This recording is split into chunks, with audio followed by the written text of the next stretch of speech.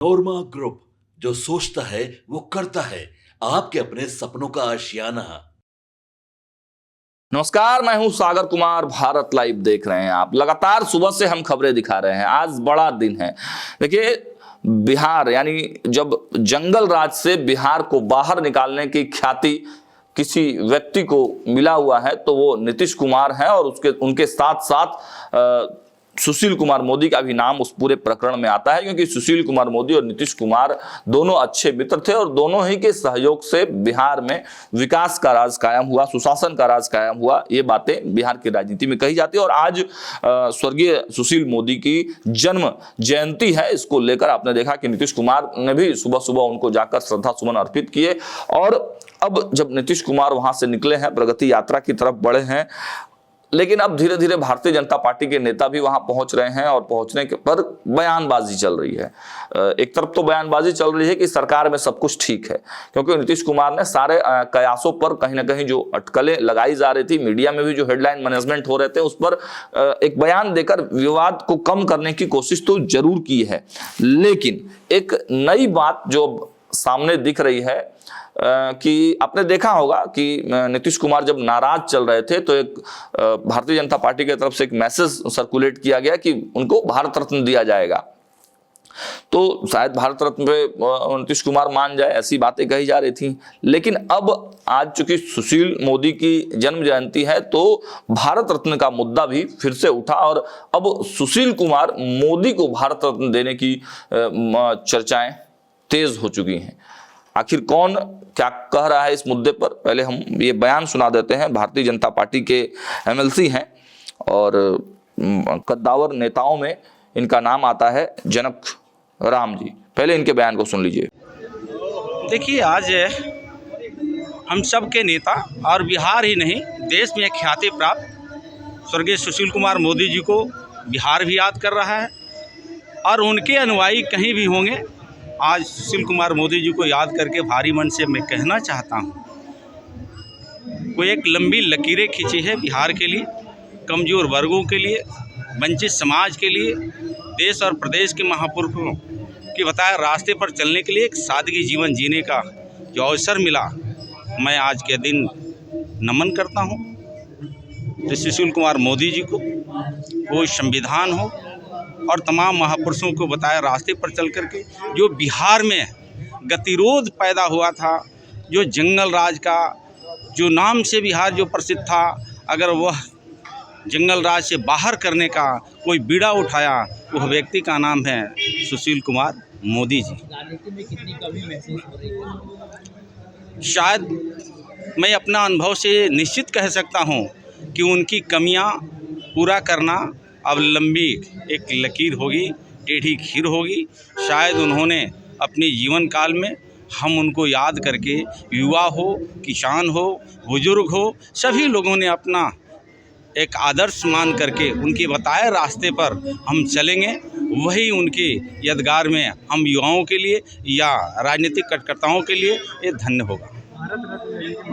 बिल्कुल, वैसे नेताओं को तो सरकार को निश्चित रूप से सोचना चाहिए, और आने वाले दिनों में निश्चित वो सम्मान के हकदार हैं और मिलना भी चाहिए। धन्यवाद। देखा आपने जनक राम, जो भारतीय जनता पार्टी से एमएलसी भी हैं, प्रवक्ता भी हैं पार्टी के, तो उन्होंने बड़ा बयान दिया है। उन्होंने कहा है कि सुशील कुमार मोदी जो बिहार को जंगल राज से बाहर निकाल के लाने वाले में अहम भूमिका निभाए थे नीतीश कुमार के सहयोगी के तौर पर, और उनकी कमी को कोई पूरी नहीं कर सकता है, यह भी बड़ा बयान दिया है। साथ साथ भारत रत्न के बारे में उन्होंने कहा है कि भारत रत्न मिलना ही चाहिए। सुशील कुमार मोदी ने जिस प्रकार का कार्य किया है, बिहार को आगे ले जाने का काम किया है, तो उनको भारत रत्न दिया जाना चाहिए। अब ऐसे में यह बड़ा सवाल उठता है कि क्या अब नीतीश कुमार को जो भारत रत्न देने की मांग की जा रही थी उसमें कमी आएगी, और क्या सुशील मोदी को भारत रत्न देने की चर्चाएं अब तेज हो जाएंगी? तो ये अब बिहार की राजनीति में देखने को मिलेगा। आपने देखा था कि पृथ्वी माली ने भी एक कार्यक्रम करके कहा था कि भारत रत्न मिलना चाहिए, ज्योतिबा फुले को भारत रत्न मिलना चाहिए। तो भारत रत्न लालू प्रसाद यादव के बारे में भी कुछ लोगों ने, उनके कार्यकर्ताओं ने कहा था कि भारत रत्न मिलना चाहिए उनको, जिस प्रकार से सामाजिक न्याय के पुरोधा के रूप में उनका नाम आता है। तो देखिए भारत रत्न की भी सियासत खूब हो रही है, क्योंकि ये सियासत इसलिए भी हो रही है कि आपने देखा था कि बिहार में जब नीतीश कुमार जब उधर से महागठबंधन छोड़ के जब एनडीए में आए थे, तब भारत रत्न कर्पूरी ठाकुर जी को दिया गया और उसी मुद्दे पर कहा गया कि उसी मुद्दे पर कहीं ना कहीं नीतीश कुमार और नरेंद्र मोदी के बीच में आपसी सहमति बनी। तो ये भारत रत्न का मुद्दा बड़ा अहम है इस वक्त जब इतनी क्रिटिकल बातें चल रही हैं। लेकिन आगे क्या कुछ होता है, हमारी नजरें हर पॉलिटिकल खबर पर है। देखते रहिए भारत लाइव। बहुत बहुत धन्यवाद। आपके सपनों को हमने सजाया है, ई होम्स पैनोरमा को हमने बनाया है। ई होम्स मेरा एक सपना था जिस पे मैं पिछले 4 साल से काम कर रहा था।